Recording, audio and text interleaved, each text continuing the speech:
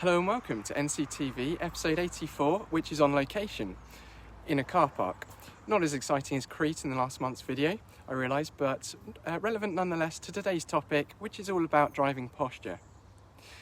Driving related aches and pains can be quite common, with the likes of lower back pain, stiff shoulders and neck, cramp in the foot or leg, headaches and eye strain being among the most frequent complaints. Whilst most people will adjust their seats according to how they were told to by their driving instructors for safety, which is not a bad thing, it's also important to know the correct ergonomic positioning of everything to optimise comfort, maintain good posture and prevent pain or strain. This is especially apt for those who cover a lot of mileage for one reason or another, as the risk of injury increases for anyone who drives more than 20 hours a week. Poor driving posture can lead to an increased risk of pain and discomfort in the neck, back, shoulders, arms, wrists, fingers, legs or feet. Over time, bad posture could result in chronic pain, making you vulnerable to more injuries.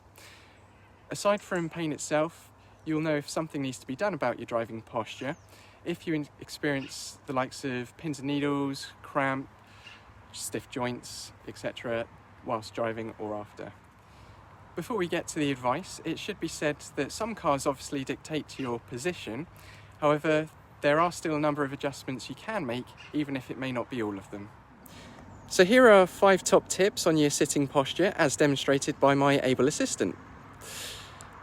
First of all, sit as far back in the seat as possible, but so that you can still push down the pedals fully and reach the steering wheel comfortably.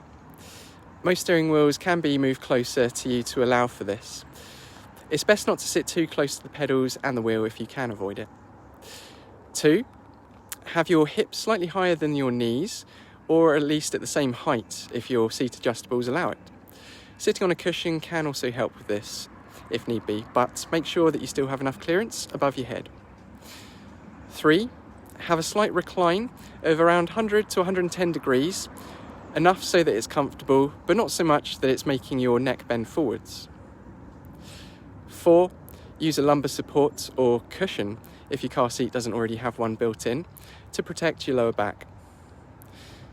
And 5. Be sure to take regular breaks on long journeys to help stretch your legs and ease any tensions.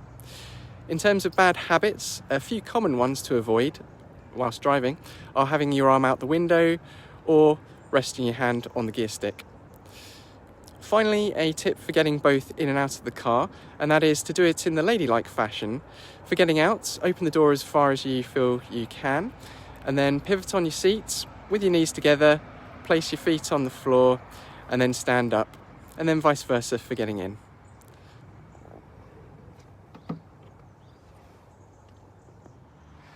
So there we have it for today's bite-sized bits to help your health flourish, and I'll see you again next time. Bye-bye for now.